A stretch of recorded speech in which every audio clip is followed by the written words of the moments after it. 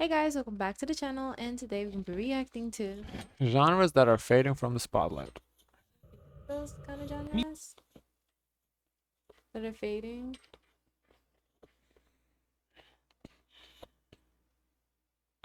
That are fading. I mean, I feel like R&B was kind of fading, but I kind of feel like it's making a comeback a little bit. So, uh, That's a hard answer. I feel like we always see like a comeback of something. like EDM, You think so? but in Europe we see it a lot. Yeah. Here in the States now. I don't know. Let's see what you gotta say. Music trends are always in motion, and just as some genres rise to dominate the charts. Oh, I would say rock. Like compare like in 2000s how many rock like people were charting, and like now there's barely any. Others slowly slip from mainstream relevance. In this video, we look at genres that are fading from the spotlight. Electropop.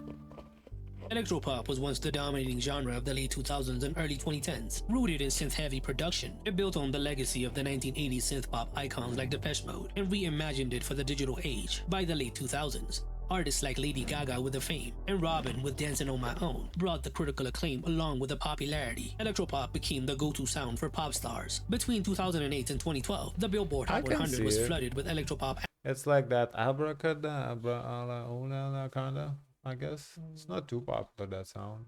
Only OG Gaga's fans kind of listen to it. Anthems. Katy Perry's California Girls, Britney Spears' Till the World Ends, and Kesha's string of hits including TikTok and Blow all rode the electropop wave. In 2010, Lady Gaga was the most streamed artist globally, and according to Nielsen's 2011 year-end music report, electropop's music consumption surged by 18% compared to the previous year. But as pop music evolved, the dominance of the genre began to fade. By the mid-2010s, electropop's sound began to feel formulaic. At the same time, the rise of that we're seeing in general, they're fading away. chill playlists favored more stripped-down production and gave rise to artists like Billie Eilish, ushering in the dominance of minimalist pop. The genre that once emphasized big choruses and bold synths started to fade from the spotlight. Even Lady Gaga pivoted with Joanne in 2016 and A Star Is Born in 2018, emphasizing more piano ballads and country-infused pop, abandoning the sound that made her an icon. While electropop isn't dead, it has evolved into an 80s-inspired groovy sound that has dominated the 2020s so far. As pop continues to evolve, electropop stands as a genre that helped shape the era, but no longer defines the current one.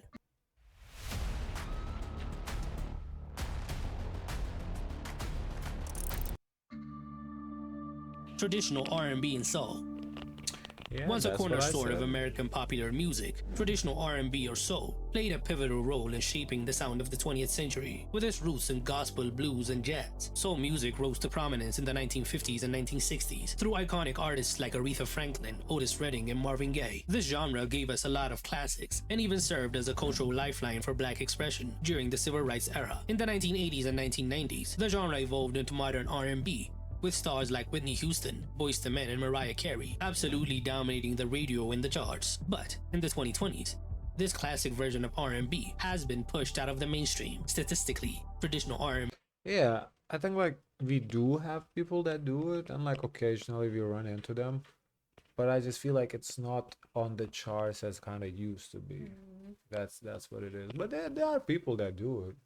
has seen a sharp decline in market share, trailing behind hip-hop, pop, and Latin music. However, artists like SZA, Summer Walker, and Brent Faiyaz, who often blur the line between R&B and other genres, are keeping it alive. In the early 2000s, R&B reached its peak, even influencing pop music. Just listen to those NSYNC and Christina Aguilera hits from that era. They sound like R&B songs, marketed with a white face. It is hard to find specific sales data for the genre, as it is always bundled in with hip-hop. But in the late 2000s, it really started to decline. As artists like Drake blurred the lines between R&B and hip-hop, it was hard for pure R&B artists to thrive. There have been critically acclaimed artists that do traditional R&B, like Leon Bridges, PJ Morton, and Anderson .Paak, but they often struggle to gain radio airplay unless they feature a pop or hip-hop crossover. The decline of traditional R&B in the mainstream doesn't reflect a lack of talent or artistic output, it just shows a shift in marketing. In an era ruled by algorithms, nobody has the patience for a slow R&B song anymore, and even if they are interested, they just listen to the old hits, not really new artists, and that's killing the genre. Even though R&B songs sometimes become mainstream hits, like Leon Thomas's Mutt this year, R&B's time as a chart-dominating genre has passed.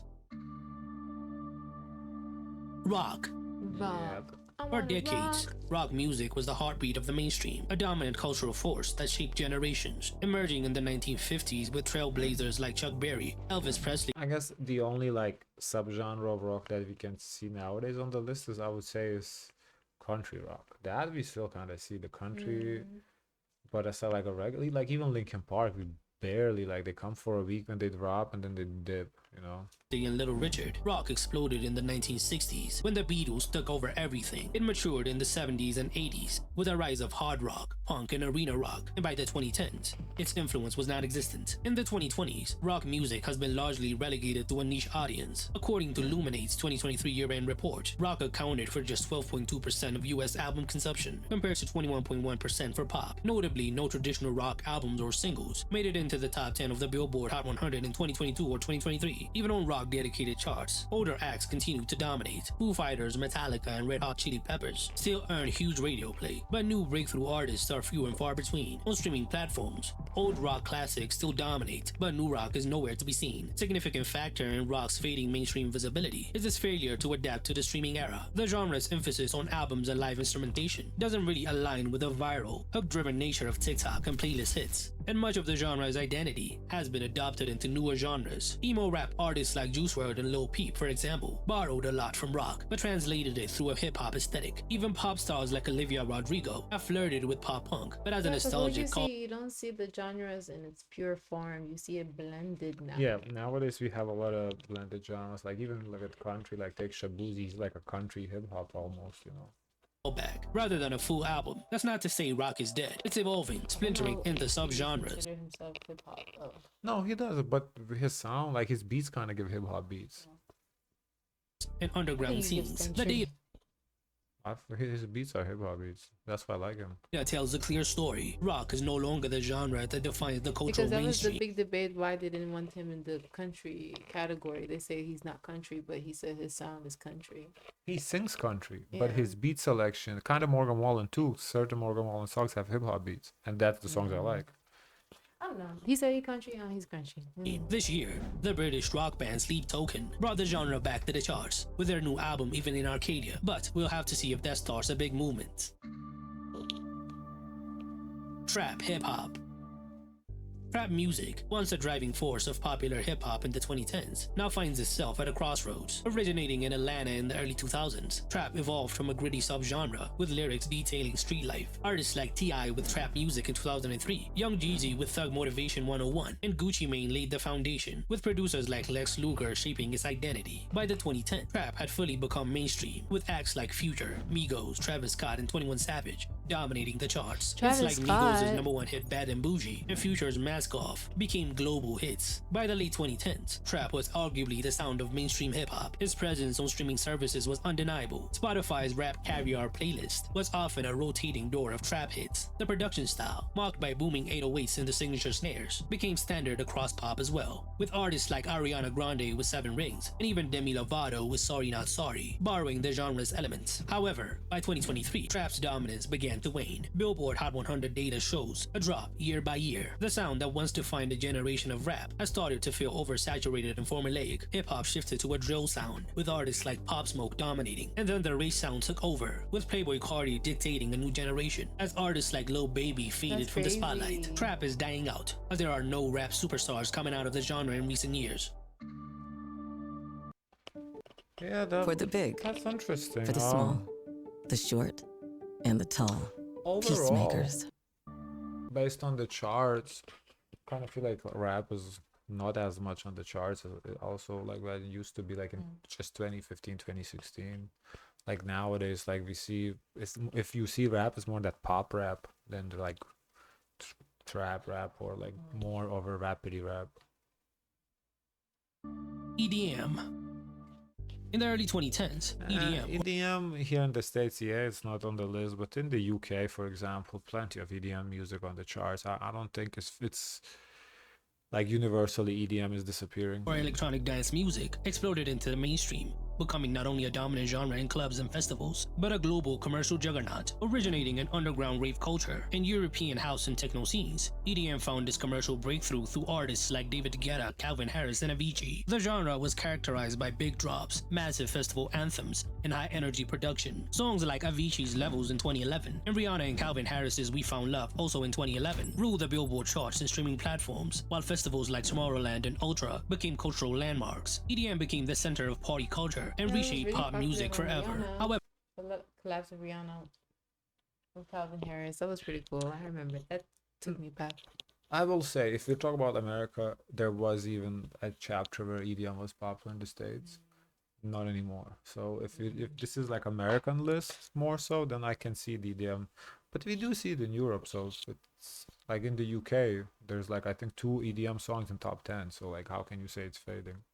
the genre's dominance was relatively short-lived. By the mid to late 2010s, it began showing signs of fatigue. According to data from Spotify and Billboard, pure EDM tracks began disappearing from the charts. By the mid-2010s, artists like the Chainsmokers and Marshmello dropped huge streaming hits. Fast forward to the 2020s, and you'll rarely find a pure EDM track cracking the top 10, unless it's tied to another genre like pop or reggaeton. Calvin Harris's latest singles, despite still being good, struggled to replicate the cultural impact of his 2012 to 2016 run. Similarly, the Chainsmokers' 2022 comeback was met with lukewarm interest, a big drop from their domination during the mid to late 2010s era. One major factor in EDM's decline is a shift in streaming culture. That formula of build-up and a big drop didn't align with TikTok virality. The only EDM song I could think of that was a big hit in recent years was I'm Good by David Guetta and BB Rexa. Despite this decline, EDM hasn't vanished. It is still popular at festivals and party towns. Artists like Fred Again and Peggy Gou are injecting fresh energy into the space by blending classic rave aesthetics with different genres. The genre's time as a chart-dominating force seems to be over. As of 2024,